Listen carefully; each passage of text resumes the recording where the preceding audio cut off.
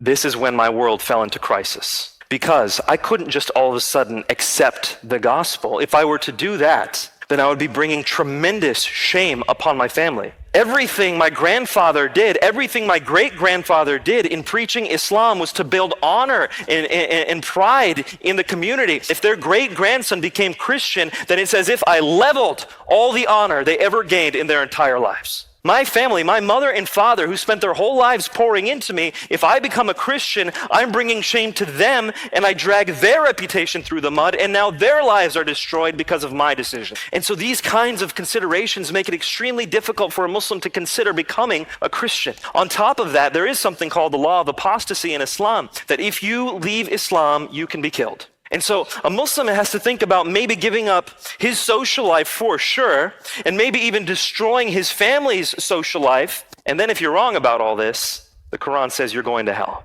So at this point, I fell to my knees and started asking God in the daily prayers, I need you to reveal yourself to me. I have looked and it looks like Islam is not true. Please forgive me for saying that. And it looks like Christianity might be true. Please forgive me for saying that. Can you tell me who you are?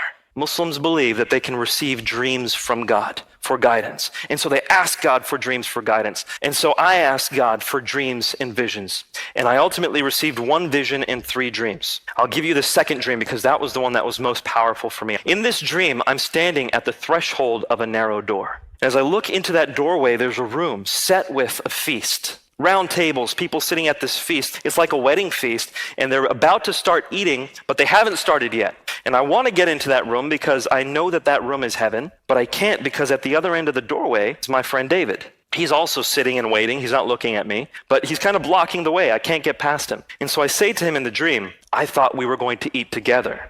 And he says, you haven't responded. And in the dream, I knew that I had to respond to David's invitation in order to get into heaven. When I woke up, I called David and I asked him, what do you think this dream means? And he says, Nabil, this dream is so clear, I don't need to interpret it for you. Just go to the Bible. He says, go to Luke chapter 13. When I turned to Luke chapter 13, it said in big bold letters, the narrow door. Now, the moment I saw that, my heart skipped a beat, because that was the most powerful symbol in my dream. And I started reading. I'm going to paraphrase it for you. Jesus was going through the towns and villages preaching the good news, and the disciples asked him, Lord, are many going to be saved?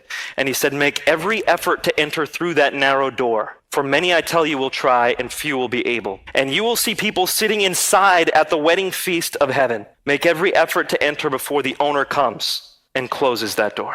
I had never read this section of the Bible before, and I knew God had given me a dream where he placed me right into the middle of this parable, and he told me where I stood.